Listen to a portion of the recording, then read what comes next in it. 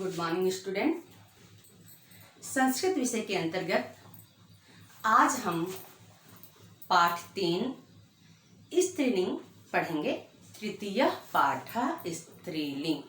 अभी तक हमने स्त्रीलिंग, पुल्लिंग, एक वचन, द्विवचन, बहुवचन के बारे में पढ़ा। इसके पिछले पाठ में हमने पुल्लिंग के बारे में, जो पुल्लिंग के शब्द थे उसको पढ़ा था, उसके अर्थ को जाना था। इस पाठ के माध्यम से हम स्त्रीलिंग के शब्द और उसके अर्थ को जानेंगे। तो सबसे पहले हम जानते हैं स्त्रीलिंग किसे कहते हैं। जो शब्द स्त्री जाति का बोध कराते हैं उसे स्त्रीलिंग कहते हैं। इन्हें भी अंतिम मात्रा के आधार पर अलग अलग के नाम से जाना जाता है। जिस तरह हमने देखा था पुल्लिंग में अंत में अकारांत, इकारांत, उकारांत शब्द को जाना था, उसी तरह लिंग में भी, स्त्रीलिंग में भी आकारांत, इकारांत, उकारांत, ऋकारांत के शब्द होते हैं। यहाँ कुछ शब्द दिया गया है, उसके माध्यम से बताया गया है, जैसे सारिका, नदी, वधू, धेनु, मातृ।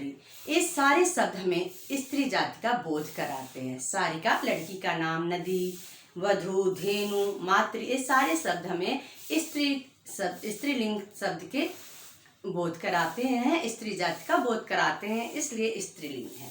तो कैसे जानेंगे? आकारांत है, जैसे सारिका के अंत में कौन सा मात्रा आया? आ, तो आकारांत।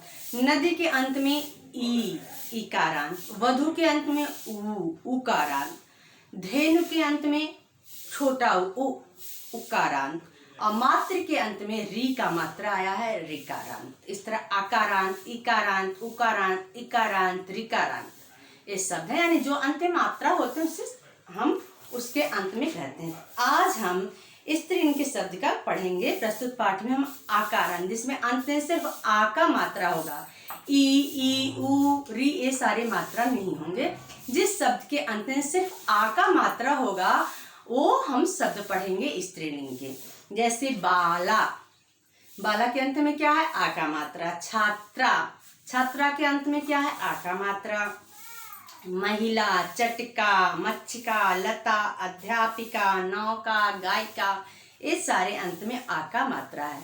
अब इसके एक वचन के अंत वाला देखते हैं, नहीं कि द्विवचन में कौन सा मात्रा है, बहुवचन में कौन सा मात्रा है, नहीं, एक वचन में जो मात्रा होता है उसी के हिसाब से अंत आकारांत, इकारांत, उकारांत होता है। तो आज हम आकारांत के शब्द को पढ़ेंगे, उसके अर्थ को जानेंगे। तो सबसे पहले हम पाठ का वाचन करेंगे, उसके बाद उसको पढ़ेंगे और उसके अर्थ को जानेंगे। तो आप पेज नंबर 18 पृष्ठ संख्या 18 ओपन करके रखेंगे और मेरे साथ बोलने का अभ्यास करेंगे। हम स्त्रीलिंग के शब्द एक वचन, द्विवचन, बहुवचन में पढ़ेंगे। बाला, बाले, बाला, विसर्ग को ह बोलते हैं। बाला, बाले, बालाः। छात्रा, छात्रे, छात्राः। महिला, महिले, महिलाः। चटका, चटके, चटकाः। मच्छिका, मच्छिके, मच्छिकाः। लता, लते, लताः। अध्यापिका, अध्यापिके, अध्यापिकाः। नौका, नौके, नौकाः। गायिका, गायिके, गायिकाः। कोकिला, कोकिले, कोकिलाः। वाटिका, वाटिके, वाटिकाः। नासिका, नासिके, नासिकाः। मूसिका, मूसिके, मूसिकाः। कन्या, कन्ये, कन्या। इस तरह आपको बोल के पढ़ना है। अब इसके अर्थ को जानते हैं और संस्कृत भी पढ़ते हैं। बाला एक लड़की, बाले बाला एक बालिका, बालिका या लड़की दोनों बोलते हैं। बाला एक बालिका, बाले दो बालिकाएं, बालाः अनेक बालिकाएं। छात्रा एक छात्रा, छात्रे दो छात्रा, छात्राएं अनेक छात्राएं, छात्रा अनेक छात्राएं। महिला एक औरत, महिले दो औरतें, महिला अनेक औरतें। चटका एक चिड़िया, चटके दो चिड़िया, चटका अनेक चिड़िया। चटका एक चिड़िया, चटके दो चिड़िया, चटका अनेक चिड़िया।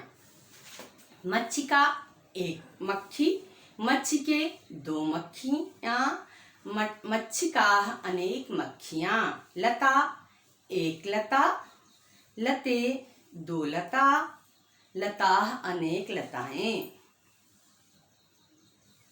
अध्यापिका एक शिक्षिका, अध्यापिके दो शिक्षिकाएं, अध्यापिकाः अनेक शिक्षिकाएं। नौका एक नाव, नौके दो नावें, नौका अनेक नावें। गायिका एक गायिका, गायिके दो गायिका, गायिका अनेक गायिकाएं।